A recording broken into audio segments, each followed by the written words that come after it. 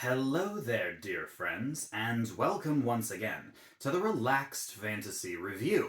Today, we're diving into Sebastian Crow's Guide to Drakkenheim one more time, and we're going to be talking about something that I've been referencing in my subclass review videos quite a bit, the new spells that you can find in this book.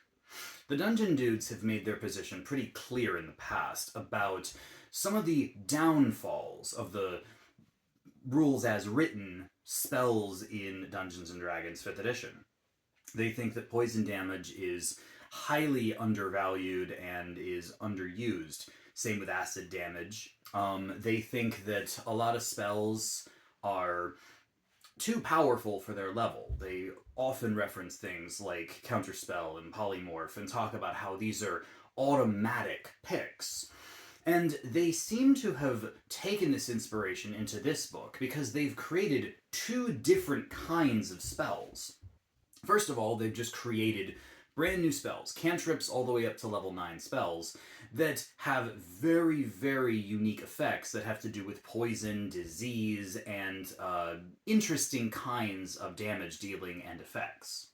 On the flip side, they've created a list of superpowered spells. Oftentimes these are more powerful versions of spells we've seen in the regular rules, but they've modified them to include a downside, Eldritch Contamination, a mechanic similar to Exhaustion that can corrupt your caster and cause them to be weakened and eventually transform into a monster.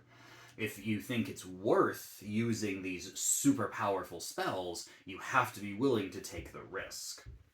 I have prepared a list from both of these, from both the contaminated and non-contaminated spells, of my favorite pick through all 10 levels of spells, from cantrips all the way up through level 9 spells, and I'll be discussing each of these spells individually.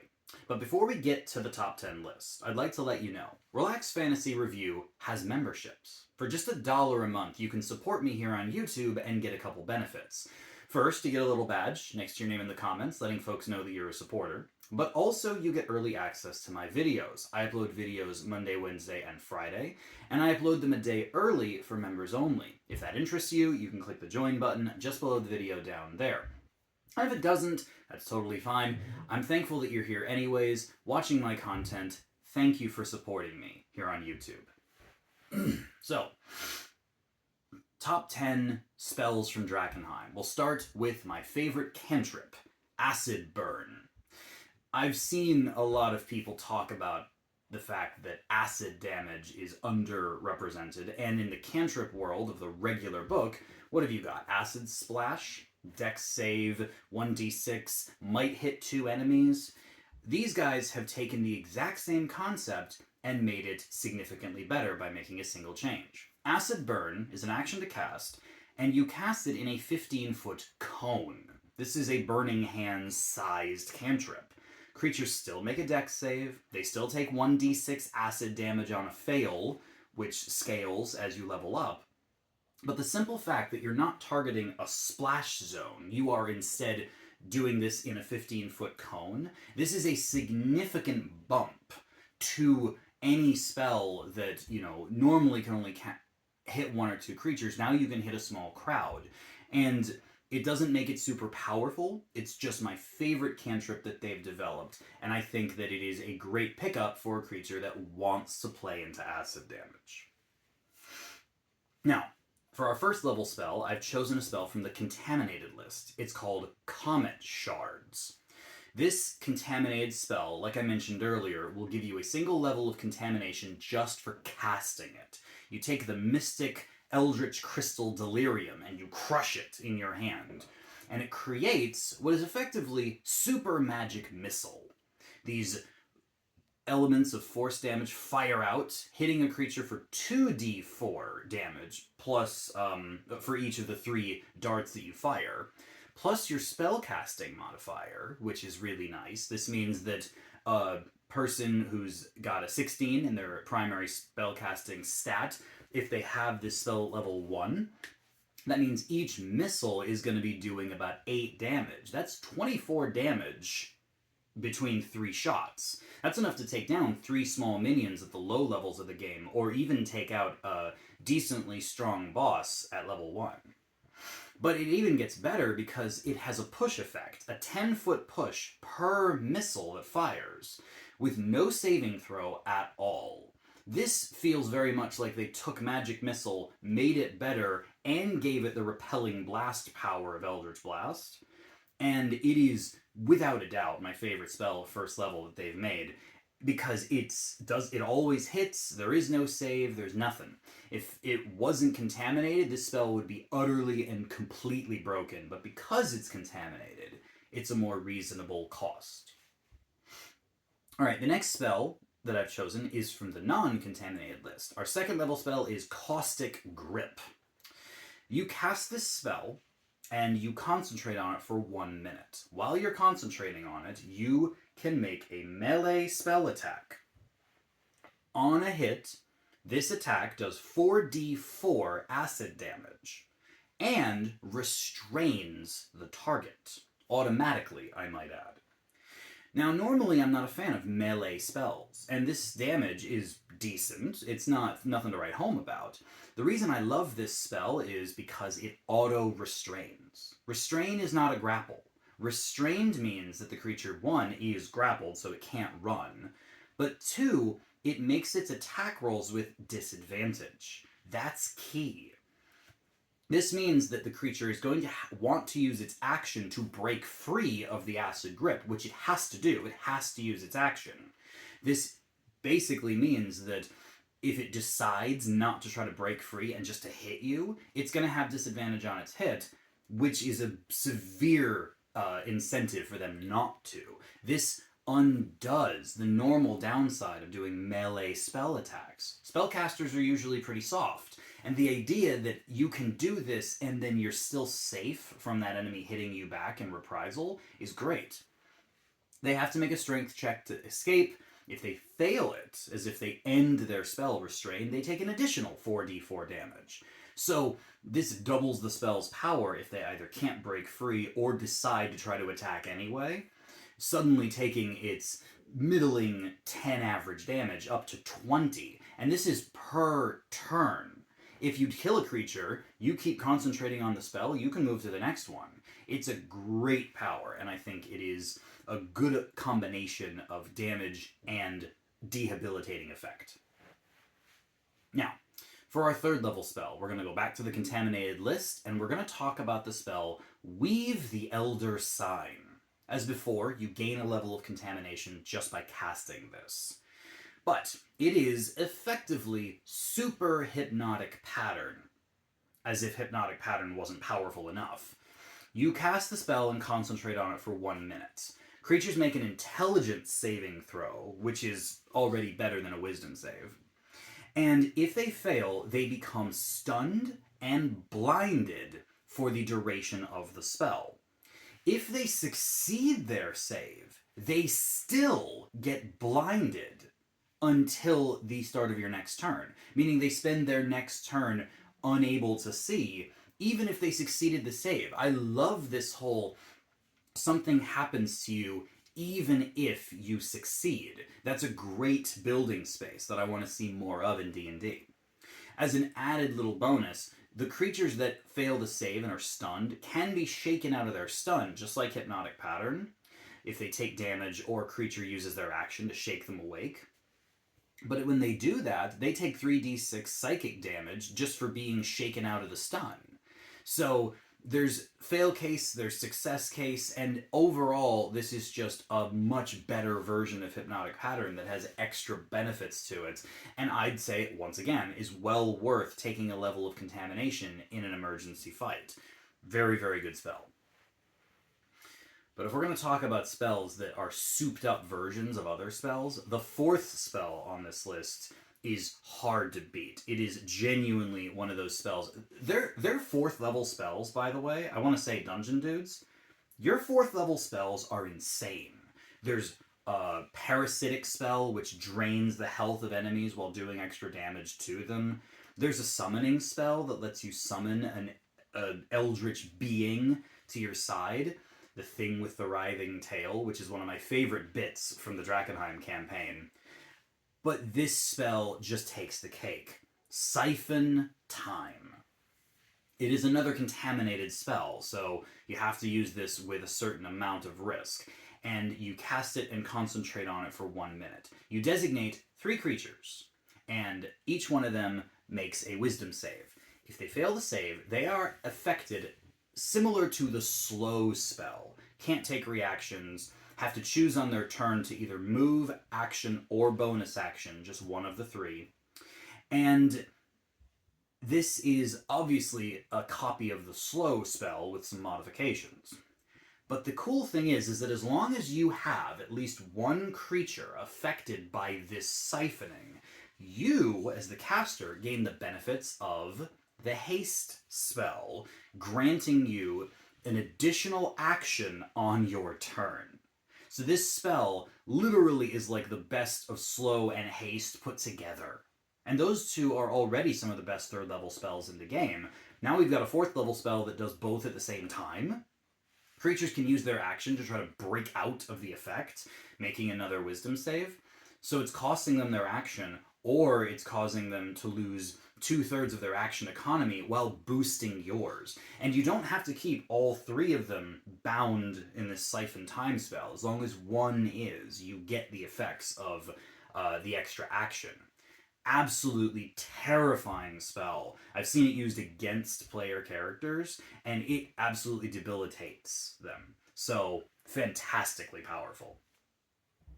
For our 5th level choice, we're getting out of the contaminated spell, and we're going to the spell Nerve Gas. This is very similar to there's a radiant spell in the regular D&D that grants exhaustion. Its name is escaping me right now. Sickening Radiance. This is very similar to that, but it's a fog effect, and it's a 10-minute spell that you concentrate on that is in a 10-foot radius, so it's a decent spot on the battlefield. Creatures in that area make intelligence saves, so that's much better than the Constitution save. And what happens is they take 3d6 psychic damage and become stunned if they fail their save. So this fog, this heavy obscurement, is sickeningly damaging. And instead of exhausting someone, it stuns them, meaning that they're not going to be able to do much. Stun is an incredibly bad condition to have, and this is a 10-minute long spell. This is the sort of thing that you can post up in a field you know you're going to be having a tough battle, and as long as you keep your concentration, anyone who goes into that fog is going to have a really bad time.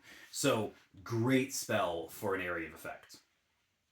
But we're going to take it a step further. Similar concept here, but we're getting even closer to Sickening Radiance with Mephitic Vapors, another non-contaminated spell. Once again, we've got a 10-minute long concentration spell with a 20-foot radius, so it's much bigger this time. This is a really, really tough area of effect to be in for a couple of reasons. 1, when you're in it, it automatically stops you from taking reactions. 2, the terrain is difficult terrain, so if you have to go from one side to the other, that's 40 feet of difficult terrain. Effectively 80 feet of movement you have to use, which most creatures aren't going to be able to do in one turn. It also automatically blinds you, so you can't see while you're in it, even no matter what happens to your saving throw. But there is a save involved. If a creature moves into the area or starts their turn there, they make a Constitution save. If they fail the save, they take poison damage and acid damage, 2d8 of each, and gain a level of exhaustion. This is a supremely bad spot to be. And the only real downside to it is the fact that it affects anybody. You can't designate allies to be immune to it. But if you're setting it up at a choke point in a battlefield, or you drop it on a group of enemies, blinded, damaged, exhausted, difficult terrain, no reactions, it's just impossible to, get out of this thing without running for your life. And if you get out with just 1 level of exhaustion, you're lucky. We're talking a really, really powerful effect here. Now, For the 7th level spell, once again, I found myself very torn between a couple options, but there's just something about this spell. It's not even contaminated. It's called Grievous Wounds. Grievous Wounds is a very simple effect. No saving throw, nothing. You target a creature with this spell, and that creature loses all of its damage resistances and all of its damage immunities, and becomes vulnerable to all damage. So you can take a creature that is immune to bludgeoning, piercing, and slashing damage, and suddenly make them vulnerable to it. Like I said, there's no save for this. Also, while affected by this spell, they have disadvantage on all their saving throws. So the rest of the party can just pile onto them, dealing incredible damage. Imagine critting while this is in effect. Laying out their save or suck spells, and because there is no save, legendary resistance does nothing to this. You can use this on the BBEG, and suddenly they are massively vulnerable to you. This lasts for a single turn. But that turn, or I should say a round of combat, it lasts until the end of your next turn. So your entire party and you get one turn each to just lay into whatever enemy you have made vulnerable. And I cannot describe how game-changing this can be. So many enemies are resistant to damage. So many enemies have legendary resistance for these powerful effects. And so many enemies are just pools of hit points that you need to burn through. This makes them weak. It turns them into soft targets that you can just annihilate. It is... Honestly, I would have made this an 8th level spell. This is one of the best 7th level spells I've ever seen, and it is very, very potent. Back to our contaminated spells for our 8th level spell, and we're going to talk about Banish to the Space Between Worlds. Contaminated spell, so you gain contamination by casting it. 10-minute long concentration spell. This is effectively the Maze spell. In the regular D&D Maze spell, you designate a creature and they disappear off to a labyrinth and have to make intelligence checks to escape the labyrinth. The same exact concept happens here. You banish a creature to the space between worlds, effectively the astral sea, but, a little more psychedelic. And while there, they have to make intelligence checks, no saving throws, so legendary resistance doesn't save them. There's only one difference between Maze and this spell. If a creature attempts to succeed the intelligence check to escape, and they fail, they take damage, 4d6 psychic damage. The trick with this is that a creature could, in theory, try to just power through the intelligence check, and eventually they'll get a 20 on their die roll and bust out, regardless of their, natural intelligence, unless they have a negative modifier. But that's not the point. The point is that Maze you can power through. Banish to the Space Between Worlds you can't, because if you have a low intelligence and you're relying on that 19 or 20, you're just going to keep taking psychic damage. And if you die in the Space Between Worlds, you don't come back. You're there forever. So it effectively means that unless you have a very high intelligence and are willing to take psychic damage, or I suppose if you're immune to psychic damage, you're just going to have to sit there and wait. And the spell even specifies that time moves differently in the Space Between Worlds, so a creature that's banished there feels like hundreds or even thousands of years have passed in the 10 minutes that they're there. From a roleplay perspective, I can't imagine a creature not trying to break out of it, and coming back quite different mentally. Even if they sit down and are very passive for the time that they're there, holy crap, 10 minutes is a long time to be banished from the battlefield. So yeah, very, very powerful spell. Maze is already powerful enough. This is just better. But for our 9th level spell, we're not going to talk about Contaminated spell. Yeah, I like Delirium Meteor Swarm, but this one I'm going to talk about is utterly terrifying and world-shaping. Like, you think Wish can change the world? I mean, it can. But this spell does something different. It's called pandemic. Very, very apt for when the book was written. You designate a creature. The creature gains a disease. There is no saving throw against this disease. You simply say they have it. Once they have it, they have to make a Constitution save at the beginning of any turn. So every 6 seconds, they make this save. If they fail it, they take 10d8 necrotic damage, which is enough to kill most people. Like, you'd have to be a relatively strong warrior to survive even one turn with this disease. But that's not the scariest part. The scariest part is that this is a contagious disease.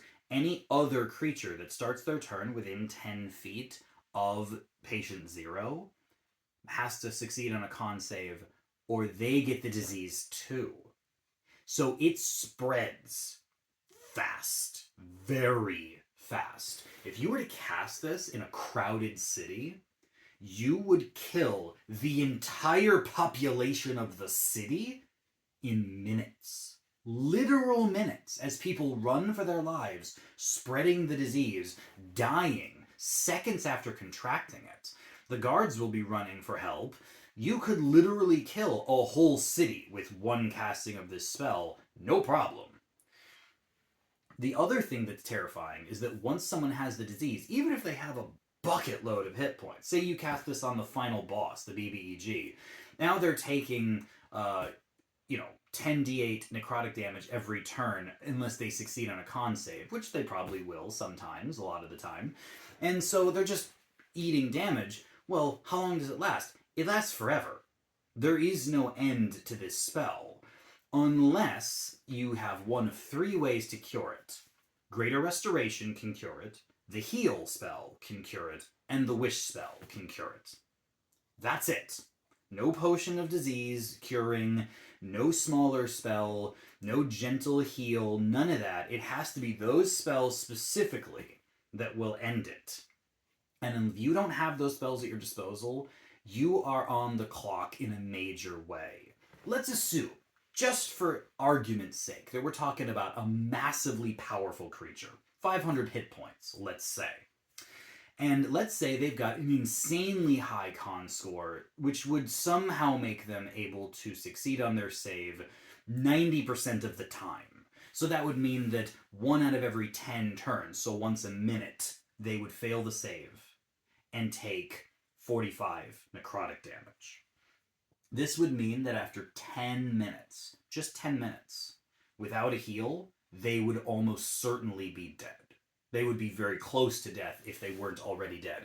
That's an average of 450 damage over 10 minutes, assuming they succeed 90% of the time, and have 500 or more hit points. Without a healing spell, any creature will die from this. Unless they're immune to necrotic damage for some reason. But my point is that this is great against boss monsters, because there are no saves involved other than to stop the damage for a turn. And it's great for world shattering. This is how you kill armies. This is how you kill cities. This is how you empty strongholds. And if you're worried about what happens to your party, don't be. When you cast the spell, you designate 8 creatures, yourself and 8 others, that are immune to the disease. So, yeah. No worries there, right? You can just walk into a city, drop this, and your entire party's fine. The city's yours. No one else is going to be there. Stupidly strong. Absolutely worthy of a 9th level spell slot. So that's it. Those are my top 10 spells from the Drakkenheim book, Sebastian Crow's Guide to Drakkenheim. I think that there are several others, especially in the 4th level and 7th level category. There were a lot of really good options.